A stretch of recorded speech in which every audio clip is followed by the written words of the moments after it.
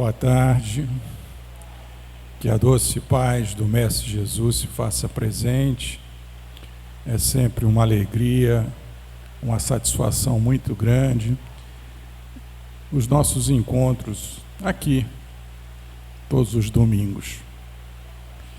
Para a nossa harmonização, para a nossa preparação, para que a gente possa plugar, nos ligarmos com a espiritualidade que aqui já está presente, eu vou fazer uma leitura do livro Caminho, Verdade e Vida, da série Emmanuel, psicografia do nosso querido Chico Xavier, e a lição 166, intitulada Posses Definitivas. E diz assim: eu vim aqui para que tenham vida e tenham em abundância. Jesus. Isso está em João, capítulo 10, versículo 10. Emmanuel nos esclarece com a sua simplicidade e profundidade, dizendo o seguinte: se a paz da criatura não consiste na abundância que possui na terra, depende da abundância de valores definitivos de que a alma é possuída. Em razão disso, o Divino Mestre veio até nós para que sejamos portadores de vida transbordante, repleta de luz, amor e eternidade. Em favor de nós mesmos, jamais deveríamos esquecer os dons substanciais a serem amealhados em nosso próprio espírito. No jogo de forças exteriores, jamais encontraremos a iluminação necessária. Maravilhosa é a primavera terrena, mas o inverno virá depois dela. A mocidade do corpo é fase de embriagantes prazeres. No entanto, a velhice não tardará. O vaso físico mais íntegro e harmonioso experimentará um dia a enfermidade ou a morte. Toda manifestação de existência na Terra é processo de transformação permanente. É imprescindível construir o castelo interior, de onde possamos erguer sentimentos aos campos mais altos da vida. Encheu-nos Jesus de sua presença sublime, não para que possuamos facilidade efêmeras, mas para sermos possuídos pelas riquezas imperecíveis, não para que nos cerquemos de favores externos, e sim para concentrarmos em nós as aquisições definitivas. Sejamos portadores da vida imortal. Não nos visitou o Cristo como doador de benefícios vulgares. Veio ligar-nos à lâmpada do coração, à usina do amor de Deus, convertendo-nos em luzes inextinguíveis. É o convite. Todos nós estamos nessa caminhada evolutiva, temos tanto que aprender, tanto que nos doar para a vida, mas a felicidade está nas nossas mãos. Como disse a lição, somos portadores do bem. Que Jesus nos fortaleça nessa caminhada. Vamos fazer a nossa prece de abertura. Obrigado, Senhor, por nos acolher nesta casa. Colocamos em Tuas mãos as nossas dificuldades íntimas. Mas aqui estamos com um firme propósito, Senhor, de buscarmos o autoconhecimento, amparado por esta doutrina e pelo Teu Evangelho. Que os Teus ensinamentos, que o Teu norte, que a Tua bússola nos indique, Senhor, aquilo que deveremos nos transformar.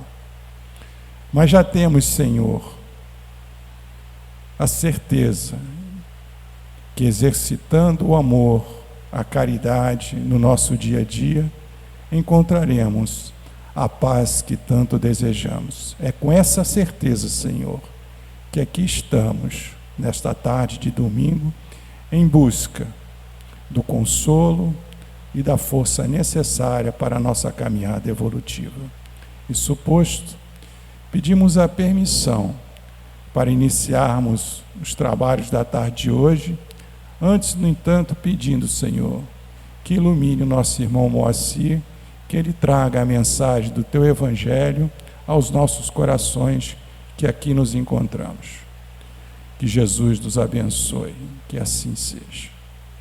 E com a palavra, o meu querido irmão, que faz 2 meses que eu não o tenho aqui.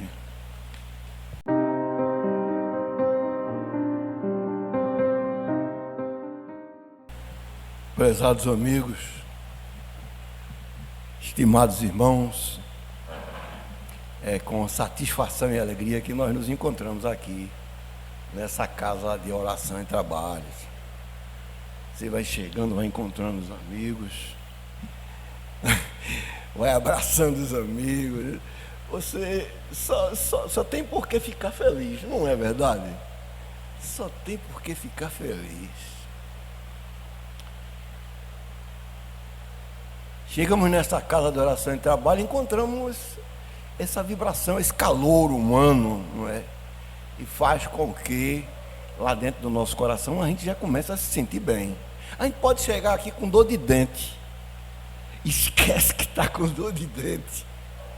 Essas vibrações maravilhosas, viu? Hoje nós vamos estudar um pouco uma passagem de Jesus que marcou o início do seu sofrimento, não é?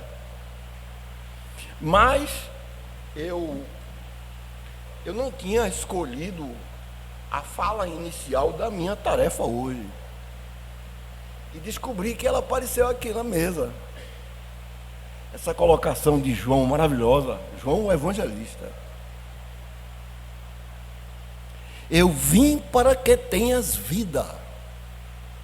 Mas ele não se satisfez só com isso. Olha, ter vida já é uma coisa extraordinária, não é?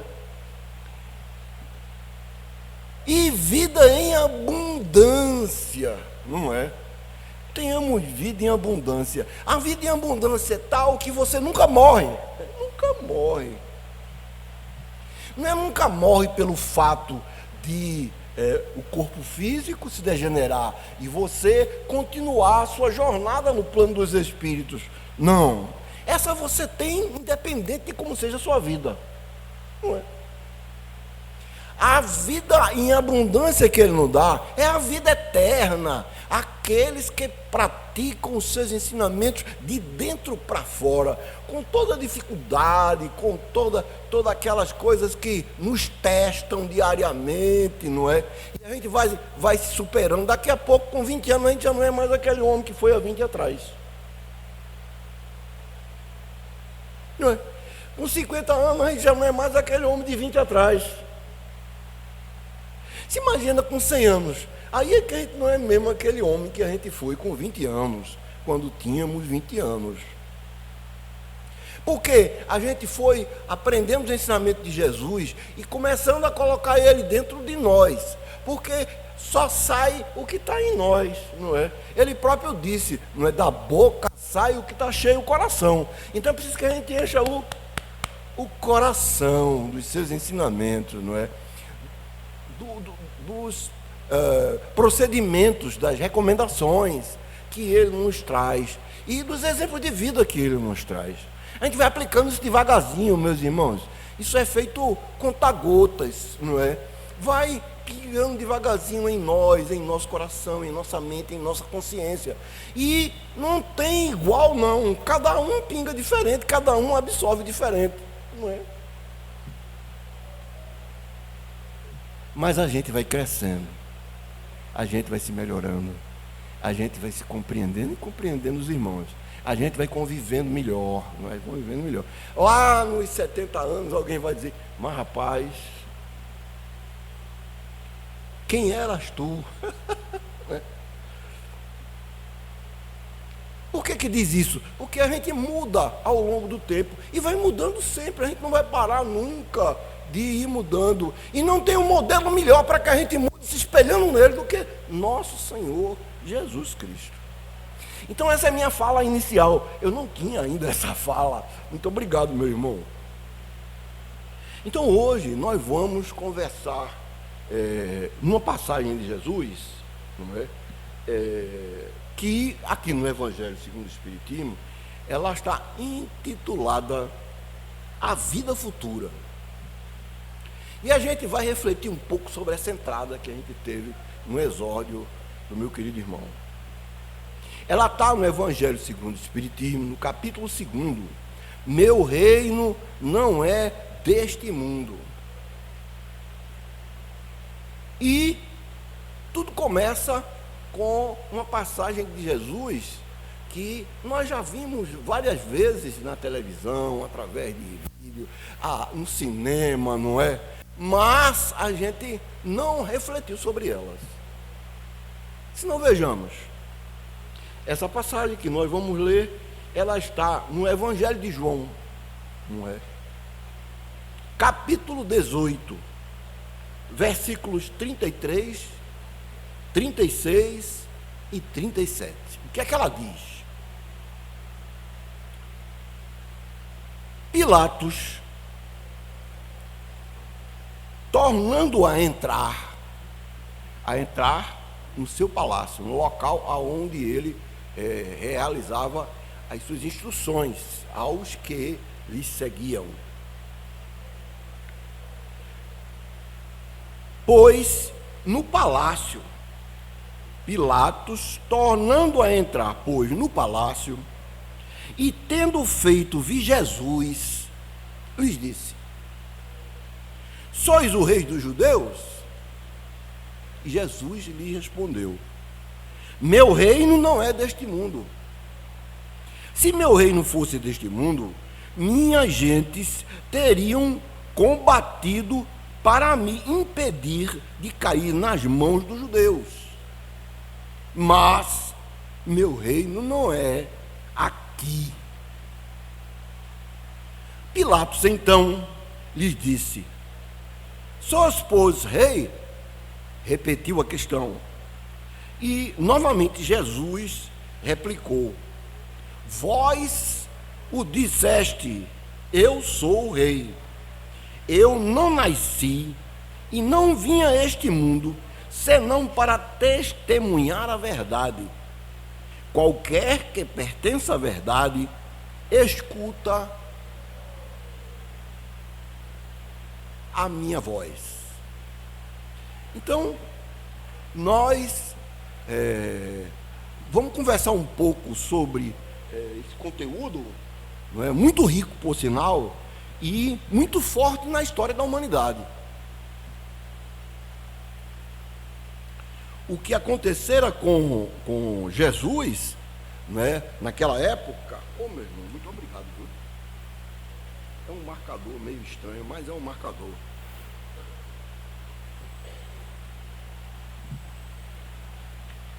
E hoje a gente ainda se lembra dessa figura chamada Pilatos, não é? Tem algumas figuras que se apresentaram na época de Jesus há mais de 2.000 anos atrás, que hoje, não é? A gente ainda se lembra dela e ainda se liga no proceder dela, como ela era e como ela agiu com o povo e com Jesus. Muito bem. Nessa passagem que nós lemos aqui, João, capítulo 18, versículo 33 a 37, descreve o encontro de Jesus com Pilatos. Não é? Só voltando um pouquinho, Jesus terminara a Santa Ceia com seus 12 discípulos, 11 mais um, não é? Depois vocês vão descobrir porque mais um. Quando chega agora a milícia romana e A intenção era prender Jesus.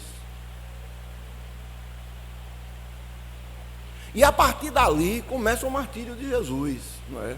Por que Jesus seria preso? O que ele fez para ser preso? Fazer o bem aos outros? Amar aqueles que precisam de ser amados? Isto é, fazer o bem àqueles que estavam necessitados? Estender as mãos aos caídos, enxugar as lágrimas daqueles que choram, curar aqueles que estão doentes, que estão feridos?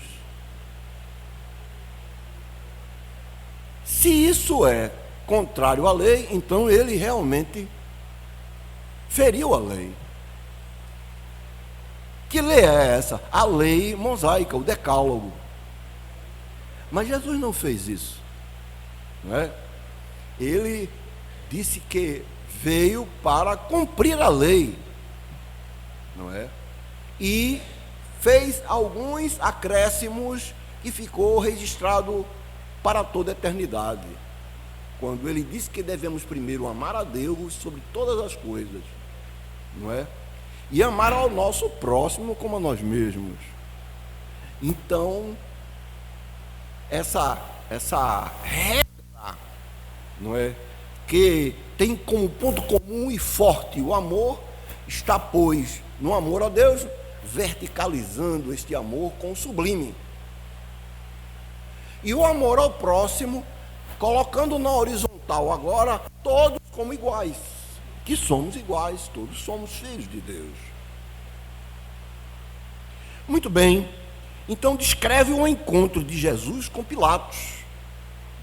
Jesus afirma que seu reino não é deste mundo, o que pode ser interpretado como uma rejeição à situação que nós vivemos atualmente, não é? Então, o reino dele é diferenciado, ele se acha diferenciado, ele se acha diferente de todo mundo, e não é bem assim.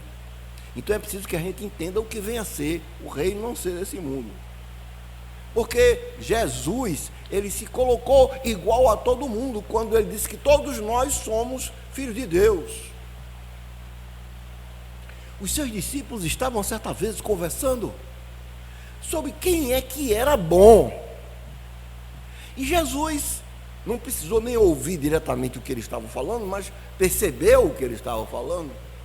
Foi até eles e disse: bom só o Pai. Bom só o Pai. Não era ele que era bom, nem era outro discípulo que era bom, nem era uma outra figura que era boa. Bom só o Pai. Porque este bom, ele vem com a conotação de perfeito, de perfeição. Perfeito só o Pai. Então prossegue Kardec. O que pode ser interpretado como uma rejeição a um ponto político terreno e uma afirmação de um reino espiritual ou celestial. Jesus declarando que veio para ser testemunho da verdade. Então foram duas coisas que apareceram aqui no tema, no texto, não sei se vocês perceberam, não é? Ele disse que ele veio, não é? Jesus replicou: vós o dizeis que eu sou rei, eu não nasci e não vim a este mundo senão para testemunhar a verdade, não é? A verdade, meus queridos irmãos, é Deus o Pai Criador de todas as coisas, não é? Lá no Evangelho de João, no capítulo 1, versículo 1, aonde João fala muito bem que no princípio era o Verbo, e o Verbo era Deus, e o Verbo estava com Deus. O Verbo era Deus e o Verbo estava com Deus. O Verbo era Jesus, mas Jesus não era Deus. Jesus está com Deus, porque Jesus e Deus, o nosso Pai Celestial, são tão sintonizados um com o outro, que tudo que o Pai quer, tudo que Deus quer, Ele faz. Que não era Ele quem fazia as coisas, mas era o Pai que fazia através dele. Ou seja, Ele era um intermediário, não é? Ele é o médium de Deus, o intermediário de Deus para com os homens. Não é isso? Aqui se falou do reino não era deste mundo. Essa frase implica que o reino de Jesus não se baseia em poder terreno, violência, dominação. É um reino do amor, da justiça, da paz, que pode se manifestar em diferentes contextos. Então, já começa a vir as primeiras dicas. Jesus disse, eu não sou daqui, eu não nasci aqui, não é? Então, veja bem, meus irmãos, Jesus lhe replicou, vós o dissestes, eu sou rei. Eu não nasci e não vim a este mundo, senão para testemunhar a verdade. Ele veio dar cumprimento à vontade do Pai, Criador, todas as coisas que é a verdade. Ele não veio, ele não nasceu, não é? Então, ele não é, ele, a figura, a personalidade de Jesus, a figura de Jesus, aquele homem com 33 anos, quando retorna aos braços do Pai. Não, não é esse não. É ele como filho de Deus, não é? O Evangelho, ele dá tanta ênfase a isso, meus amigos e irmãos, que Jesus diz que ele e o Pai eram um, ele e o Pai, não é? Então ele não era Deus, né? Até hoje essa interpretação de que Jesus é Deus ainda existe, mas ele diz claramente lá no Evangelho que ele e o Pai eram um. Jesus, ele viu o Pai e ele trouxe as verdades que o Pai desejava que fosse colocado naquela época para a humanidade e para toda a eternidade. Para toda a eternidade. Os princípios que Jesus nos falou foram princípios de amor, foram verdadeiros, já eram, mas não tinha então alguém que colocasse como ele colocou, e continuam a ser, e será sempre, porque será isso que vai construindo em nós o reino dele em nós. É o amor que a gente vai desenvolvendo dentro de nós, não é? O perdão, a tolerância, não é? A sinceridade, não é? A fé, não é? De que o Pai é o Criador de tudo e todos, não é? De que um dia nós seremos felizes. Um dia nós seremos felizes. Nós só seremos felizes quando tivermos em nós, em plena ação, todos os ensinamentos que Jesus nos colocou, meus amigos, meus amados irmãos. Não é? Hoje não temos. Hoje somos criaturas que estamos no caminho da perfeição. Não importa quantos milhões de anos ainda tenta pela frente. Não é? Pô, milhões de anos, sei. Não é nada, porque de Jesus para cá foi 2000 anos, passou. E os ensinamentos de Jesus perduram eternamente, porque os princípios do Pai são do Pai, não é de qualquer um. Aqueles que fizeram mudança no decálogo, não é? Eles fizeram uma mudança para um público da época, mas o público da época progrediu, então aquilo que ele fez não tem mais nenhum sentido. Decálogo continua firme, e o que Jesus trouxe, não é, em acréscimo a isso, continua firme. É a lei de amor. Aqui no Evangelho é chamada de lei de amor, é também chamado de um mandamento maior. Esse persiste, e nós estudamos os espíritos luminares, os maiores da espiritualidade, e estudam os ensinamentos de Jesus, e esse princípio, essa lei de amor é aquilo que norteia todas as ações dos espíritos luminares, luminosos. Então, essa frase, meu reino não é deste mundo, ela implica que o reino de Jesus não se baseia em poder terreno, violento, de dominação. É um reino de amor, justiça e paz, que pode se manifestar em diferentes contextos, não é? A paz é a resultante do amor que as criaturas realizam umas com as outras e consigo mesmo. A felicidade vai juntinho disso. Entende, meus amigos e irmãos? O indivíduo só é feliz quando ele faz o bem. Eu não sei se vocês já tiveram alguma oportunidade de fazer isso. Não precisa ser aquele bem que vai ter, precise de grandes volumes de ações, não é? Ou de recursos, quaisquer que sejam, para realizar, não é? Ouvir as dores do outro. Que coisa boa, meus amigos e irmãos, não é? A pessoa chega com a cabeça desse tamanho, cheia de problemas, e aí às vezes sem nem lhe conhecer, não é? Começa a falar das suas dores, dos seus problemas, e aonde está na família, está no marido, está na mulher, está no trabalho, não é? Está nessas coisas todas, e começa a falar, e você está ali ativo, ouvindo, cada vez com mais atenção. E aí, o que ocorre? As coisas que ela vai resolver continuam lá para ela resolver, mas terminada a conversa, sai mais aliviada, sai mais aliviado, sai mais confiante, não é? Então, não precisa fazer grandes coisas para tornar o outro feliz, para fazer um bem ao outro, mas no momento em que você sente que aquela criatura que chega com os olhos arregalados, às vezes mostrando as pequenas caminhos no seu olho vermelho, sai dali, algumas vezes dando um sorriso que você não via quando ela começou a falar das suas dores. Então, você faz aquelas questões para você mesmo: meu Deus,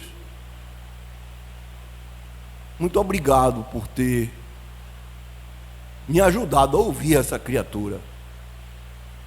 Ela vai voltar para os mesmos problemas dela, mas vai voltar mais aliviada, mais confiante. Vai voltar achando que tem condição de resolver efetivamente os seus problemas. Então, veja, uma simples coisa, não é? Às vezes o indivíduo vai no meio da rua e tem uma casca de banana, eu já vi isso. E aí a pessoa passou, voltou para tirar a casca de banana do asfalto e colocar a casca de banana mais junto, não é? Da calçada, porque não tinha nenhum lixeiro perto. Então eu fiquei observando, se veja bem, como essa criatura ajudou as outras pessoas, não é? Por quê? Porque as pessoas podiam levar uma queda ao pisar na casca de banana. Assim, queridos irmãos, são coisas simples. Ela voltou por quê? Porque o coração dela já está com alguma coisa diferente dentro dela. Sabe por quê? Porque senão, deixa isso aí, eu vou me embora, meu caminho é esse, eu vou tratar do que é meu, deixa isso aí, isso é a prefeitura que vai ter de limpar. Então, meus amigos, meus amados irmãos, o reino de Deus, na verdade, ele começa dentro de nós. Por quê? Porque para que nós possamos agir com justiça, amor e paz, é preciso que ele esteja começando dentro de cada um de nós, não é? E está começando dentro de cada um de nós. Mesmo que a gente não queira, a gente pode estar entendendo que o reino é aquela coisa que Branca de Neve e os 7 anãos mostram para a gente quando a gente é pequeno e fica na cabeça da gente. Não, não é esse reino, não. É o reino do amor, do bem, do entendimento. É o reino do alívio, do perdão, das ações que possa fazer com que o outro se sinta bem quando você age com ele. Verdade como testemunho, não é? A gente ouviu aqui. É isso aparecer em algum momento, não é verdade? Ele colocou aqui, ó: eu não nasci e nem vim a este mundo senão para testemunhar a verdade. Não é? Então, esse testemunho da verdade, Jesus se apresenta como alguém que veio para testemunhar a verdade, não como um rei terreno que busca poder e controle.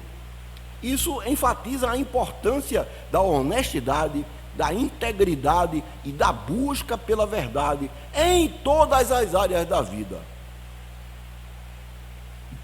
Jesus já foi confundido como o rei que os judeus esperavam receber. Não é? Lá no livro de Isaías, esse livro, Isaías era o profeta, está lá no Velho Testamento, para quem quiser ver. Ele viveu em torno de 700 anos antes de Jesus.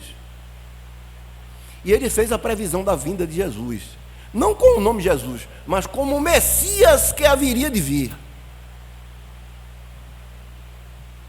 O que ocorreu? O povo judeu ficou esperando esse Messias durante todo esse tempo. Mas o Messias que iria salvar eles, que iria brigar por eles, o Messias que iria guerrear por eles. E chega Jesus com essa missão extraordinária de amar aos seus irmãos e ensinar os seus irmãos a amar. Então, havia essa coisa contida dentro dos judeus, não é? Mas Jesus não era esse rei, não foi esse rei, não será nunca esse rei, mas o rei do amor, do entendimento, não é? Que a gente vai ver aqui mais na frente. A realeza de Jesus, apesar de afirmar que seu reino não é deste mundo, Jesus reconhece ser rei. Isso pode ser entendido como um reconhecimento da sua divindade e autoridade espiritual. Ele é através de seu amor, ele é através do seu sacrifício, ele é através da mensagem de salvação, de libertação das pessoas. A figura de Pilatos, que aqui apareceu logo no início da mensagem, Pilatos, como representante do poder romano, representa o mundo com seus valores e prioridades. Jesus representa o bem, o amor e a caridade. Pilatos representa o mundo com a sua violência, com a sua conquista, não é? Essas são as figuras.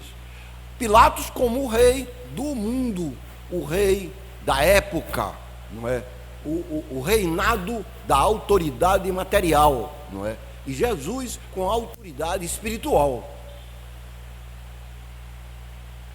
Então, seu questionamento sobre a realeza de Jesus revela a dificuldade de compreender o reino de Deus para aqueles que estão presos aos valores terrenos, não é? Olhe,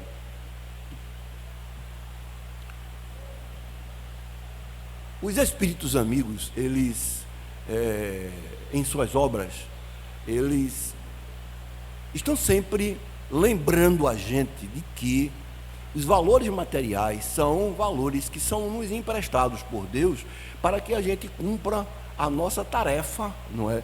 De reforma íntima, de progresso espiritual e moral e também de transformação interior. Então, é aquilo que a gente recebe por empréstimo e a gente deixa no momento que a gente volta para a pátria dos espíritos, não é? A gente leva o carro da gente? Não. Leva a casa da gente? Não. A gente leva agora a profissão, o que aprendemos na profissão relacionado com o bem e o nosso progresso, a gente leva. O que a gente aprende na profissão que gerou ganho de recursos, a gente não leva. O recurso financeiro não leva, fica tudo aqui. Nós voltamos para a pátria dos espíritos, não é? Com o ganho moral, com o ganho espiritual, com o ganho das transformações no bem, com o crédito do bem que nós fizemos ao nosso próximo, mas sem nada.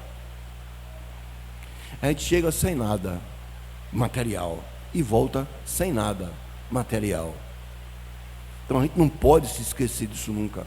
Quando a gente se aferra a essas coisas materiais, aí passa para a pátria dos espíritos, e isso agora vai atrapalhar a nossa vida, não é? É o indivíduo que desencarna e volta para a casa dele. Por que voltou para a casa dele? Porque ele acha que a casa é dele, ele acha que não morreu e a casa é a casa dele. Ele vai para lá e agora fica questionando as pessoas que estão na casa dele, usando mau recurso, não está cuidando, etc. Mas ele já está no plano dos espíritos. Não tem mais o que ele fazer. Essa posse está atrapalhando o progresso dele. Então, os espíritos amigos nos recomendam que nós saibamos bem que o que a gente tem que fazer esforço para conseguir, mas não é propriedade nossa. A inteligência é propriedade nossa. A gente retorna para a pátria dos espíritos com aquela inteligência e com aquilo, tudo que a gente aprendeu naquela inteligência durante a nossa passagem, não é? Pelo plano físico, entre o nascimento e o retorno, que a gente aprendeu, viveu, doou, sofreu, a gente leva para a gente como agora um tesouro do coração. Muito bem, a vida futura. Jesus claramente se refere à vida futura, que ele apresenta em todas as circunstâncias como a meta a que a humanidade irá ter e como devendo construir objeto das maiores preocupações do homem na Terra. Quando ele fala da vida futura, meus amigos e irmãos, ele não está falando do futuro da vida enquanto nós estamos no plano físico, não é? Quando a gente pensa no futuro, a gente pensa num futuro que é cronológico, não é? Então, esse ano eu estou com, sei lá, os 20 anos que eu falei, não é? Então, estamos em 2025. Tudo vou fazer para que quando eu chegar lá na frente, em 2040, eu agora já consiga ter a minha independência financeira. É a primeira coisa que passa na cabeça da gente, ou não é? Mas não é esse futuro que Jesus está falando. Essa conquista é uma conquista nossa, porque a gente tem que se esforçar para progredir. A lei de progresso existe, mas a lei de progresso não vai existir sem que você faça a sua parte. A lei de progresso existe. Eu vou ficar em casa dormindo, tomando minha água e almoçando, não é? A minha goiaba, a minha banana, a minha laranja. Não. A gente tem que fazer força, não é? Tem que se esforçar por isso. A lei é aquele caminho que está estabelecido para nós. A gente pode agora ir mais rápido e mais devagar, sair, dar uma volta e ir caminhando sempre para frente. Mas tudo vai depender do nosso esforço. A lei não é nossa, a lei é de Deus, do Pai Criador de todas as coisas. E a lei de Deus será cumprida sempre, não é? Mesmo que a gente não queira, mas será cumprida sempre.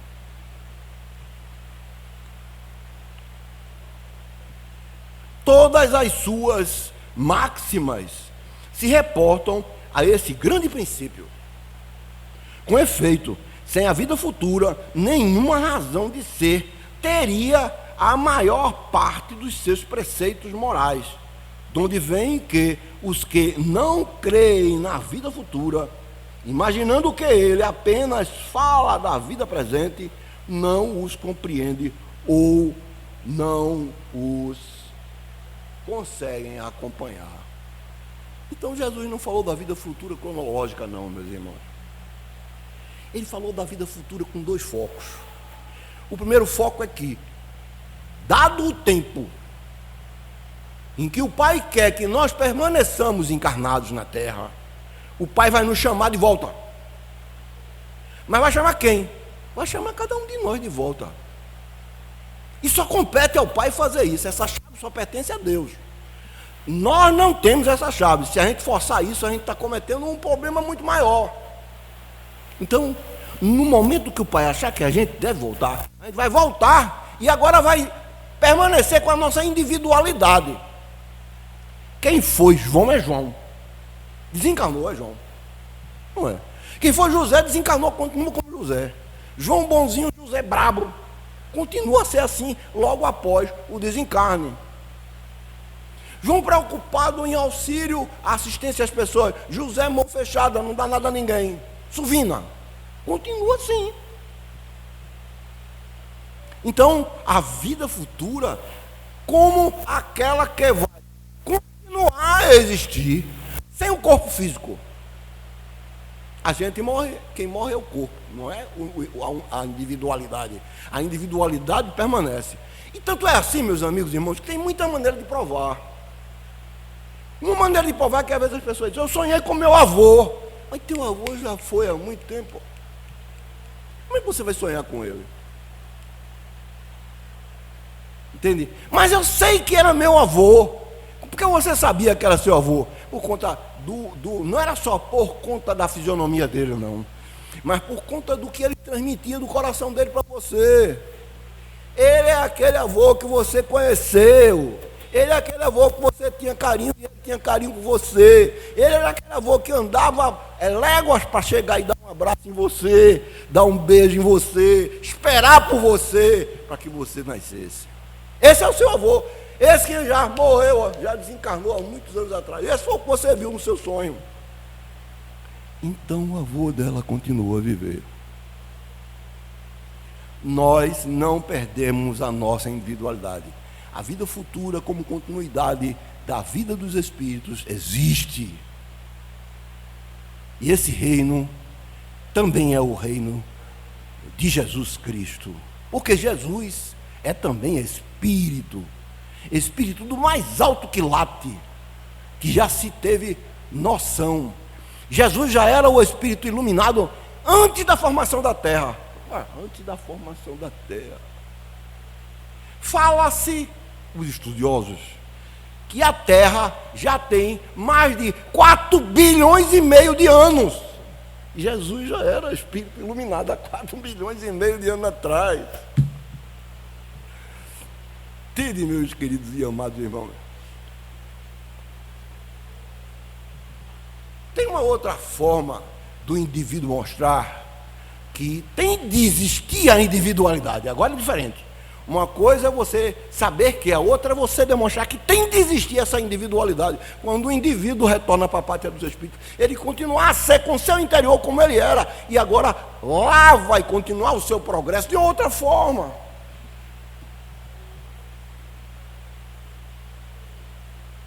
Se você pega um conta-gota da água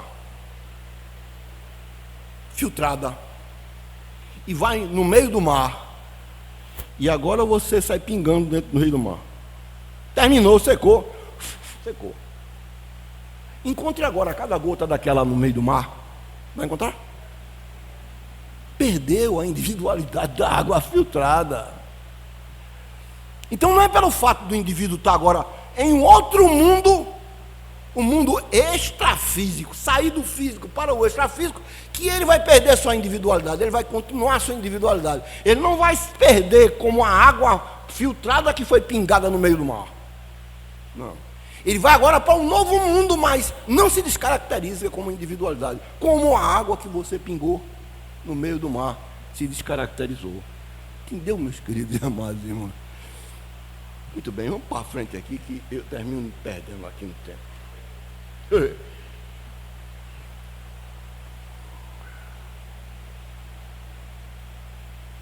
Jesus tem de ser o alvo, o objeto, o ser que nós deveremos persistir em ir com ele.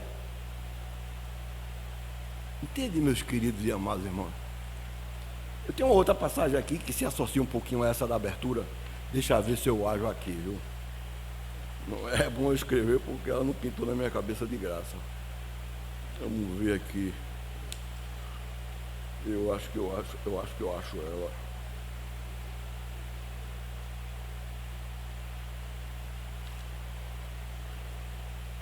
Jesus,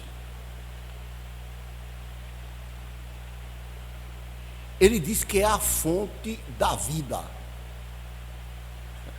A fonte da vida. Eu vi onde eu coloquei isso aqui, viu, meus irmãos?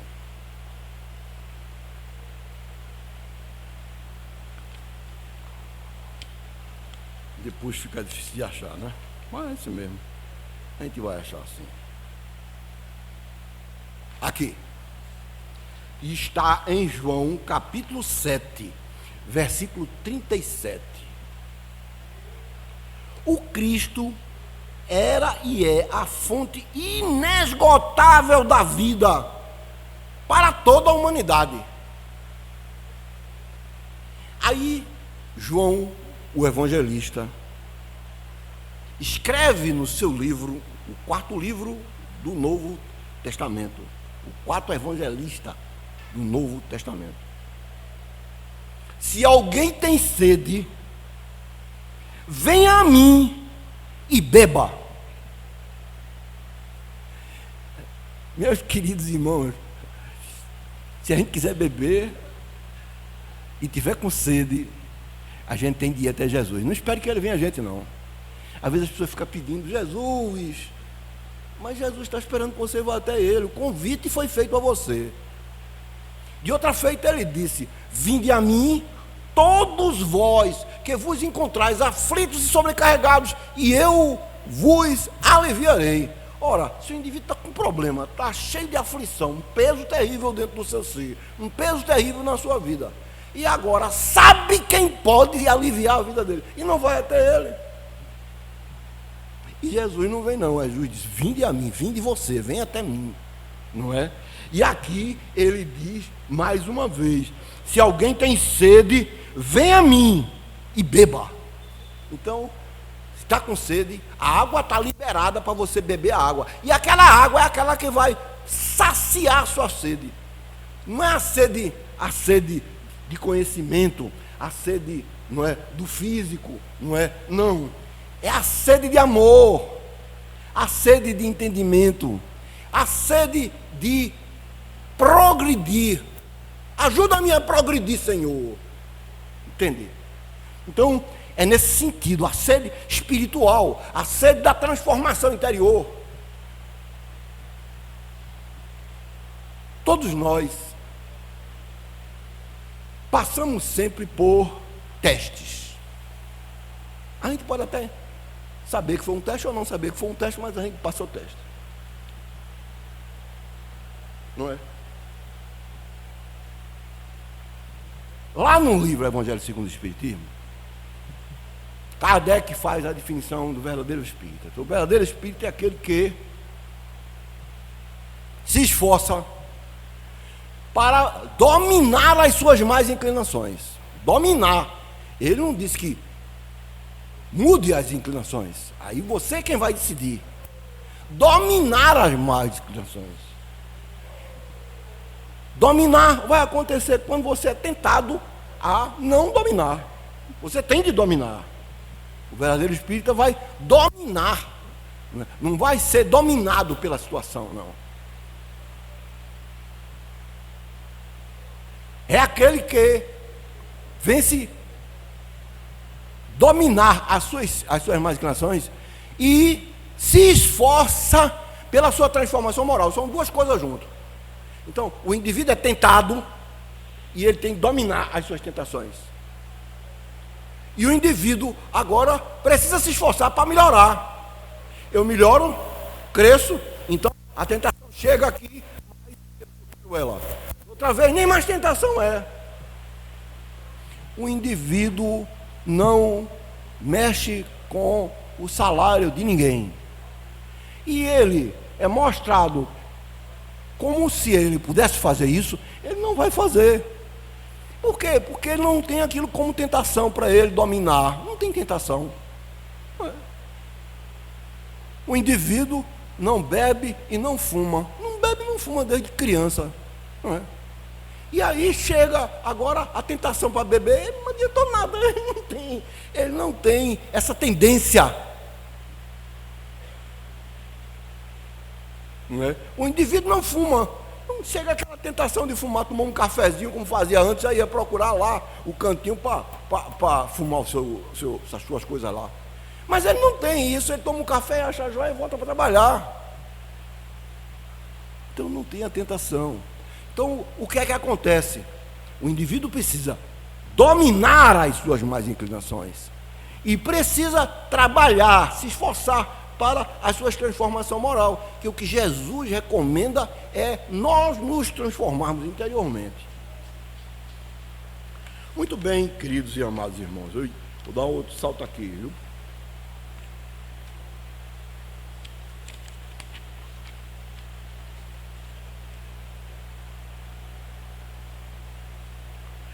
No livro dos Espíritos, o livro dos Espíritos é uma fonte extraordinária de informações, regras, preceitos, recomendações para nós. Pergunta 958. De onde nasce para o homem o sentimento instintivo da vida futura? Lá dentro de nós, meus amigos e irmãos, tem algo que diz para a gente que a gente não morre nunca. Mesmo que ninguém diga, mesmo que ninguém ensine, mesmo que a gente não leia. Não é? É como se existisse outro plano, naturalmente para você. Está lá dentro, é instintivo. O que não é instintivo é a vida futura. A vida futura, desculpe, a vida eterna. O que não é instintivo é a vida eterna. Não é? Numa vida eterna, porque Deus nos criou para não morrer nunca. Não, essa você não está fazendo força nenhuma. Foi Deus que colocou essa característica, essa matriz em você. Mas é a vida eterna. Você sair ganhando você mesmo, melhorando você mesmo, progredindo você mesmo, se aproximando cada vez mais de Deus, o Criador, você mesmo. Um dia chegará em que você, luminoso está, e você, milênios vividos fisicamente ou com o tempo cronológico, mas você está sempre progredindo e se aproximando de Deus, o Pai Criador de todas as coisas, não é? Então, é aquela vida eterna, você não vai morrer mais nunca, dado que o indivíduo faça o bem, que o bem esteja dentro dele, está dentro dele, arraigado dele, não sai mais nunca. O indivíduo que passa a ser humilde, verdadeiro humilde, ele não volta a ser orgulhoso, mas nunca. Não existe retrocesso na lei, a lei é progresso. Se você hoje é humilde, vai ser mais humilde, mais humilde, mais humilde, mais humilde. Mas não vai voltar a ser o homem orgulhoso que você foi. Entende, queridos irmãos? Então essa é a vida eterna. Então você vai passar a ser eternamente humilde. E coisas, queridos irmãos, não é? Então, a gente está caminhando ali para o final. E a gente colocou aqui o seguinte, ó. Palavras finais. A passagem de João 18, 33 a 37, é essa que a gente abriu a nossa conversa, lendo ela. Oferece uma reflexão sobre a natureza do reino de Jesus, a importância da verdade e a relação entre fé e vida. Não é? Se eu não tenho fé que ao morrer o corpo físico eu continuo vivo, eu vou passar tremendas situações de tormentos, porque eu vou continuar vivo. Se eu não tenho fé de que, à medida que eu vou crescendo com os ensinamentos do nosso Senhor Jesus Cristo, sendo melhor a cada momento de nossas vidas, e isso vai ficando em concreto em nós, firme em nós, então, eu não vou ter agora fé sobre isso, eu não vou perceber isso acontecendo em mim. Mas vai acontecer em mim. Cada vez que eu seja humilde, vai acontecendo em mim. Vai crescendo em mim. Vai se concretizando em mim. Entende, meus amigos, meus amados irmãos? Até que no final, ao voltar para a pátria dos Espíritos, quando o Pai nos chamar, a gente vai estar melhor do que começou. Não é? A gente começou chegando ao nosso lar, não é? Quando a nossa mãe dar a luz. E volta quando o Pai Celestial quer que a gente volte. Não é? Quando Ele quer que a gente volte, Ele chama a gente. Não é? E não chama perguntando se a gente quer ir. Você quer ir, fulano? Ah, não, ainda não é hora não. Deixa mais um tempinho. Não. Não é? Às vezes é tão contundente que você apaga como que desliga um kick-lag. Assim, queridos irmãos, fechando. é uma passagem que nos convida a refletir sobre o tipo de reino que desejamos e como podemos viver de acordo com os valores do reino de Deus em nosso mundo. Observemos o Evangelho de Jesus e semeemos sementes de alto valor moral, que amemos e sejamos caridosos em todos os aspectos das necessidades humanas. Preparemos-nos moralmente, despertando nossas qualidades valiosas no coração. Esqueçamos aquelas que não são e amemos a Deus em todas as coisas, sobre todas as coisas, cultivando a fé e construindo a paz no coração. Não esqueçamos de Jesus. Acompanhemos seus passos. Muita paz. Jesus nos abençoe.